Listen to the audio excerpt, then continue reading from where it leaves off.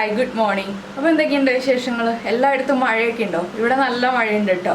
അപ്പോൾ മഴയത്ത് കഴിക്കാൻ പറ്റിയ ചോറിൻ്റെ കൂടെയും കഞ്ഞിയുടെ കൂടെയും വൈകിട്ട് ഒരു ഇത്തിരി പൊടിയരി കഞ്ഞി അല്ലെങ്കിൽ ഒരു ജീരക കഞ്ഞി അല്ലെങ്കിൽ നമ്മുടെ മരുന്ന് കഞ്ഞി. കർക്കിടക മാസമാണ്, അപ്പോൾ ഇന്ന് മുതൽ മരുന്ന് കഞ്ഞി കഴിക്കാം. എന്ത് കഞ്ഞിയുടെ കൂടെ ആണെങ്കിലും കഴിക്കാൻ പറ്റുന്ന നല്ലൊരു മെഴുക്കുവരട്ടി. ചോറിൻ്റെ കൂടെ കഴിക്കാം കേട്ടോ. ചോറിൻ്റെ കൂടെ കഴിക്കാൻ പാടില്ല എന്നൊന്നുമില്ല, പക്ഷെ ഞാൻ കർക്കിടക മാസം ആയതുകൊണ്ട് സ്പെഷ്യലായിട്ട് കഞ്ഞിയുടെ കൂടെ കഴിക്കാം എന്ന് പറഞ്ഞു എന്ന് മാത്രം. രാത്രി ഒരു 7 മണിയാകുമ്പോൾ ചൂട് കഞ്ഞിയും ഈ ഒരു മെഴുക്കുവരട്ടിയൊക്കെ ചേർത്ത് കഴിച്ചിട്ടുണ്ടെങ്കിൽ നല്ല അടിപൊളിയാണ്, നമ്മുടെ ശരീരത്തിനും വളരെ നല്ലതാണ്. നമ്മുടെ ചേനയും പയറും ചേർത്തിട്ടുള്ള മെഴുക്കുവരട്ടിയാണ് കേട്ടോ. അപ്പോൾ ഇതിനു മുന്നേ നമ്മൾ ചേനയും കായും ചേർത്തിട്ടുണ്ട്, അതുപോലെ പയറും കായും ചേർത്തിട്ടുള്ള മെഴുക്കുവരട്ടി ഉണ്ടാക്കിയിട്ടുണ്ട്. പല രീതിയിലുള്ള മെഴുക്കുവരട്ടി ഉണ്ടാക്കിയിട്ടുണ്ട്. ഈ ഒരു മെഴുക്കുവരട്ടി എന്ന് പറഞ്ഞിട്ടുണ്ടെങ്കിൽ നല്ല ടേസ്റ്റാണ്. ഇതിൽ ചേനയൊക്കെ നന്നായി കുക്കായി കഴിയുമ്പോൾ കഴിക്കാൻ നല്ല അടിപൊളി ടേസ്റ്റാണ്.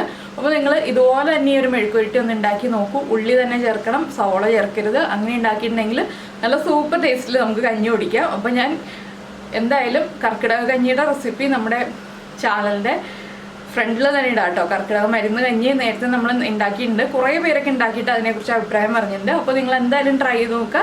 അപ്പോൾ 7 ദിവസം കഴിക്കണം കേട്ടോ. കാരണം മരുന്ന് കഞ്ഞി കഴിക്കുകയാണെങ്കിൽ ഉറപ്പായിട്ടും 7 ദിവസം അല്ലെങ്കിൽ 9 ദിവസം അങ്ങനെ ഒറ്റ ദിവസങ്ങളിലാണ് നമ്മൾ കഴിക്കുക. അപ്പോൾ അതൊന്ന് കഴിച്ചു നോക്കുക. അതിൻ്റെ കൂടെ ഈ ഒരു മെഴുക്കുവരട്ടി കറിയില്ലാതെ തന്നെ കഞ്ഞി കഴിക്കാം. എന്തായാലും ഇതൊക്കെ ഒന്ന് ചേർത്ത് കഴിച്ചു നോക്കൂ.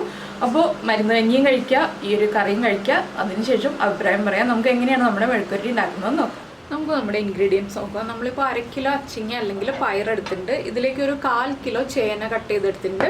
പിന്നെ ഒരു 6-7 ഉള്ളി നീളത്തിൽ കട്ട് ചെയ്തെടുത്തിട്ടുണ്ട്. അപ്പോൾ ചേനയുടെ കളർ ഇത് എന്താണെന്ന് നിങ്ങളിങ്ങനെ വിചാരിക്കേണ്ട. എന്താണെന്ന് വെച്ചാൽ ഞാനിത് കഴിഞ്ഞ ദിവസം വേറൊരു കറിക്ക് വേണ്ടി കട്ട് ചെയ്തതാണ്. അപ്പോൾ ബാക്കി ഉണ്ടായത് ഒരു 8 കണ്ടെയ്നറിൽ അടച്ച് ഫ്രിഡ്ജിൽ വെച്ചതുകൊണ്ട് ഇങ്ങനെ കളർ മാറിയെന്നേ ഉള്ളൂ, വേറെ കുഴപ്പമൊന്നുമില്ല.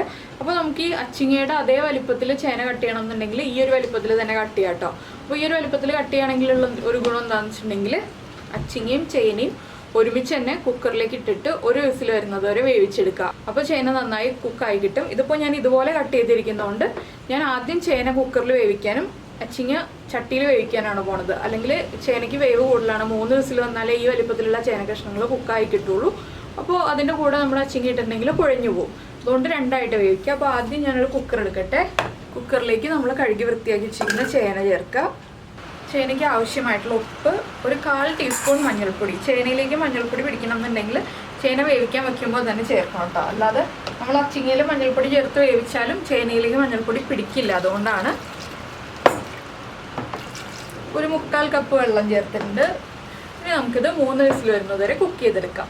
അപ്പോൾ നമ്മൾ വേറെ ചട്ടി വെച്ചിട്ടുണ്ട്. ചട്ടിയിലേക്ക് വെള്ളം ഞാൻ ചേർത്തിട്ടുണ്ട്. 1/4 കപ്പ് വെള്ളമാണ് ചേർത്തിട്ടുള്ളത്. ഇതിലേക്ക് ഒരു 1/4 ടീസ്പൂൺ മഞ്ഞൾപ്പൊടി, അതുപോലെ തന്നെ അച്ചിങ്ങയ്ക്ക് ആവശ്യമായിട്ടുള്ള ഉപ്പ്. ഒരുപാട് ഉപ്പ് ചേർക്കേണ്ട, നമുക്ക് ചേനയിൽ നമ്മൾ ഉപ്പ് ചേർത്തതാണ്. ഇനി ഇതിലേക്ക് നമ്മൾ എടുത്തു വച്ചിരിക്കുന്ന അച്ചിങ്ങ അല്ലെങ്കിൽ പയർ കട്ട് ചെയ്തത് ഇത് ചേർത്തിട്ട് നന്നായിട്ടൊന്ന് ഇളക്കി കൊടുക്കുക.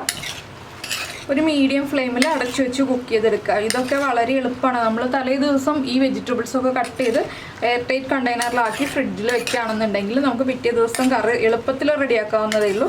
ജോലിക്ക് പോകുന്ന ആൾക്കാരെയൊക്കെ ഉദ്ദേശിച്ചിട്ടാണ് കേട്ടോ ഞാൻ ഇങ്ങനെ പറയുന്നത്. അല്ല നമ്മൾ വീട്ടിലിരിക്കുന്ന ആളുകൾ തന്നെയാണെങ്കിൽ നമുക്ക് എളുപ്പത്തിൽ ചെയ്യാം. രാവിലെ തന്നെ ഒന്ന് കട്ട് ചെയ്തെടുത്താൽ മതി. അല്ലെങ്കിൽ തലേ ദിവസം റെഡിയാക്കി ഒന്ന് വയ്ക്കാം.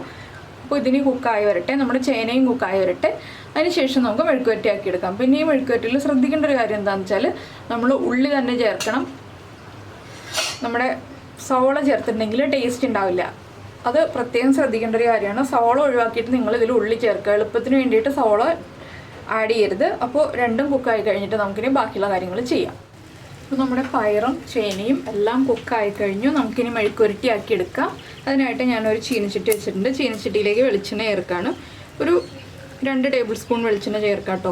മെഴുക്കുവരട്ടി ആകുമ്പോൾ കുറച്ച് വെളിച്ചെണ്ണയൊക്കെ ഉണ്ടെങ്കിലാണ് ടേസ്റ്റ് ഉണ്ടാവുക. ഈ വെളിച്ചെണ്ണ ഒന്ന് ചൂടായി വരട്ടെ. നിങ്ങൾക്ക് ഇതിലേക്ക് ഉള്ളി ചതച്ച് ചേർക്കണം എന്നുണ്ടെങ്കിൽ ചതച്ച് ചേർക്കാം. ഇതുപോലെ നീളത്തിൽ കട്ട് ചെയ്ത് ചേർക്കണം എന്നുണ്ടെങ്കിൽ നീളത്തിൽ കട്ട് ചെയ്തിട്ട് ചേർക്കാം. ഞാനിപ്പോൾ നീളത്തിൽ കട്ട് ചെയ്താണ് ചേർക്കുന്നത്. എന്താണെന്ന് വെച്ചാൽ ചതയ്ക്കുന്നതിനേക്കാൾ എളുപ്പം നമുക്ക് കട്ട് ചെയ്യുന്നതാണല്ലോ, അതുകൊണ്ടാണ്. അപ്പോൾ ചതയ്ക്കാൻ പറ്റുന്നുണ്ടെങ്കിൽ ചതച്ച് തന്നെ ചേർത്തോളൂ. അപ്പോൾ നമ്മുടെ അച്ചിങ്ങയുടെയും അതുപോലെ തന്നെ ചേനയുടെയും ഉപ്പൊക്കെ ഒന്ന് ചെക്ക് ചെയ്യുക. ഉപ്പ് കുറവാണെങ്കിൽ നമ്മൾ ഈ ഉള്ളി ഇതിലേക്ക് ചേർക്കുമ്പോൾ ഉപ്പ് ചേർത്ത് കൊടുക്കണം. അപ്പോൾ ഞാൻ ഇതിലേക്ക് ഇനി കടുക് ചേർക്കട്ടെ. 1 ടീസ്പൂൺ കടുക് ചേർക്കുന്നുണ്ട്.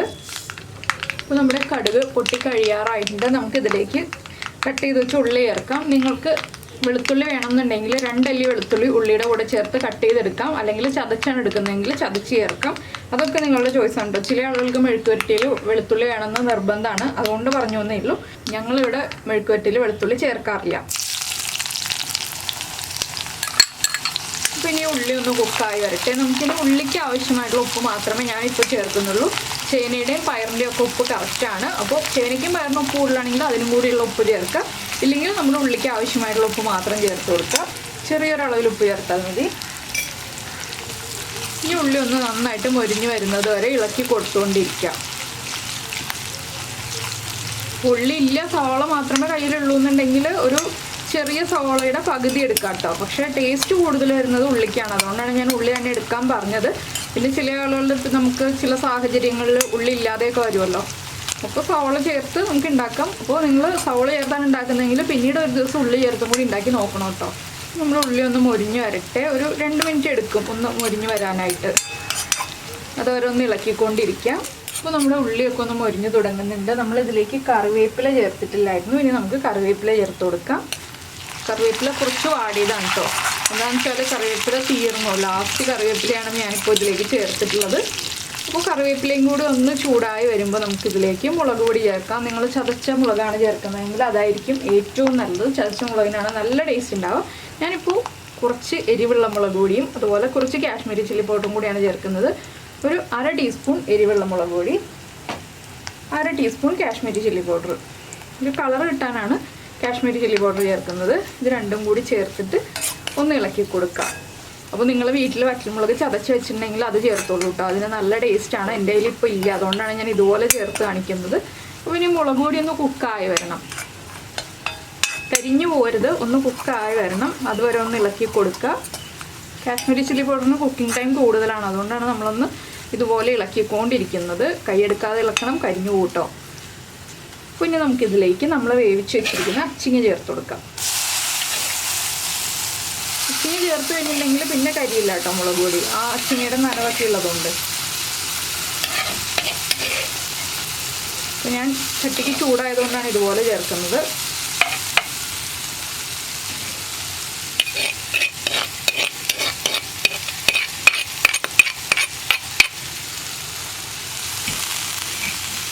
ഇതിൻ്റെ മുകളിലേക്ക് തന്നെ നമ്മൾ വേവിച്ച് വെച്ചിരിക്കുന്ന ചേന ഉണ്ടല്ലോ, ചേനയും ചേർക്കാണ്. ചേനയിൽ വെള്ളം ഉണ്ടായിരുന്നു, ഞാൻ വെള്ളം വറ്റിച്ചെടുത്തതാണ്. തീ കുറച്ച് വെച്ചിരിക്കുകയാണ് കേട്ടോ, അതുകൊണ്ടാണ് കരിഞ്ഞു പോയില്ല എന്ന് ഞാൻ ഉറപ്പ് പറഞ്ഞത്. ഇനിയിപ്പോൾ നമുക്കിത് രണ്ടും ചേർത്ത് ഇളക്കി മിക്സ് ചെയ്തെടുക്കാം. അപ്പോൾ ഇതിപ്പോൾ നമ്മൾ 1/4 കിലോ ചേനയും 1/2 കിലോ അച്ചിങ്ങയാണ് എടുത്തിട്ടുള്ളത്. നിങ്ങൾക്ക് വേണമെന്നുണ്ടെങ്കിൽ 1/4 കിലോ അച്ചിങ്ങയും 1/4 കിലോ ചേനയും എടുക്കാം കേട്ടോ, ഈക്വൽ ക്വാണ്ടിറ്റിയിലും എടുക്കാം. ഞാനിപ്പോൾ ചേന കുറച്ചെടുത്തേ ഉള്ളൂ. ചില ആളുകൾക്ക് ചേന അത്ര താല്പര്യം ഉണ്ടാവില്ല, ചില ആളുകൾക്ക് ചേന നല്ല ഇഷ്ടമായിരിക്കും. പിന്നെ എന്താണെന്ന് വെച്ചാൽ ചേന മെഴുക്കുവരട്ടിയിൽ ഏറ്റവും ടേസ്റ്റ് ഉള്ളത് നമ്മുടെ ചേനയും ചെമ്മീനും ചേർത്തിട്ടുള്ള മെഴുക്കുവരട്ടിയാണ് കേട്ടോ. അങ്ങനെ നിങ്ങൾ ഉണ്ടാക്കി കഴിച്ചിട്ടില്ലെങ്കിൽ ഉറപ്പായിട്ടൊന്ന് ട്രൈ ചെയ്ത് നോക്കിക്കോളും, നന്നായിട്ട് ഇഷ്ടപ്പെടും. ചേനയും ചെമ്മീനും ചേർത്തിട്ടുള്ള മെഴുക്കുവരട്ടി, അതുപോലെ തന്നെ പയറും ചെമ്മീനും ചേർത്തിട്ടുള്ള മെഴുക്കുവരട്ടിക്കും അതിൻ്റേതായിട്ടുള്ള ഒരു ടേസ്റ്റ് ഉണ്ട്.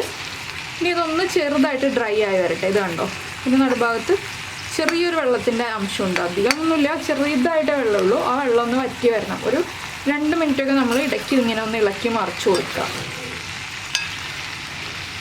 അപ്പോൾ നമ്മുടെ മെഴുക്കുവരട്ടി പരിപാടി ഇതാ കഴിഞ്ഞിരിക്കുന്നു, ഇത്രയേ ഉള്ളൂ. അപ്പോൾ നിങ്ങൾ ഇതുപോലെ മെഴുക്കുവരട്ടി ഉണ്ടാക്കാറുണ്ടോ? മെഴുക്കുവരട്ടി ഉണ്ടാക്കാറുണ്ടെങ്കിൽ ചോറിൻ്റെ കൂടെ ചേർത്ത് കഴിക്കാൻ ഇഷ്ടമാണോ, അല്ലെങ്കിൽ കഞ്ഞിയുടെ കൂടെയാണോ ഇഷ്ടം? എനിക്കൊക്കെ ഇത് കഞ്ഞിയുടെ കൂടെ കഴിക്കാനാണ് ഇഷ്ടം ചോറിനേക്കാൾ. അപ്പോൾ എന്തായാലും നിങ്ങളൊന്ന് ട്രൈ ചെയ്ത് നോക്കിയിട്ട് കമൻറ്റ് ചെയ്യാനും ലൈക്ക് ചെയ്യാനും ഒന്നും മറന്നു പോകരുത് കേട്ടോ. പിന്നെ നമ്മുടെ ചാനൽ ആദ്യമായിട്ട് കാണുകയാണെങ്കിൽ നമ്മുടെ വീഡിയോ പ്രസൻറ്റ് ചെയ്യുന്ന രീതിയൊക്കെ ഇഷ്ടമായിരുന്നുണ്ടെങ്കിൽ നമ്മുടെ ചാനലൊന്ന് സബ്സ്ക്രൈബ് ചെയ്യണേ. സബ്സ്ക്രൈബ് ചെയ്യുന്നതിന് ഈ വീഡിയോയുടെ താഴെയുള്ള റെഡ് സബ്സ്ക്രൈബ് ബട്ടൺ ഒന്ന് ക്ലിക്ക് ചെയ്യുക, അതിൻ്റെ റൈറ്റ് സൈഡിലുള്ള ബെല്ലൈക്കൺ ക്ലിക്ക് ചെയ്യുക. അപ്പോൾ ഓളും പറഞ്ഞിട്ടൊരു ഓപ്ഷൻ കാണാം, ആ ഓളും കൂടി പ്രസ് ചെയ്തിട്ടുണ്ടെങ്കിൽ ഞാൻ എപ്പോഴും വീഡിയോ അപ്ലോഡ് ചെയ്യുമ്പോൾ നിങ്ങൾക്ക് നോട്ടിഫിക്കേഷൻ വരും. അപ്പോൾ ഞാൻ ഇത് ഫ്ലെയിം ഓഫ് ചെയ്തിട്ട് ഒരു സെർവിങ് ബൗളിലേക്കൊക്കെ മാറ്റട്ടെ. കംപ്ലീറ്റ് ചൂട് മാറിയതിന് ശേഷം മാത്രം ഈ ഒരു മെഴുക്കുവരട്ടി ഉപയോഗിക്കുക. അപ്പോൾ എനിക്കിന്ന് ചോറിന് ഇതും ക്യാബേജ് തോരനാണ് കേട്ടോ. അപ്പോൾ എന്തായാലും നമുക്ക് നമ്മുടെ അടുത്ത റെസിപ്പിയുമായിട്ട് അടുത്ത ദിവസം വീണ്ടും കാണാം.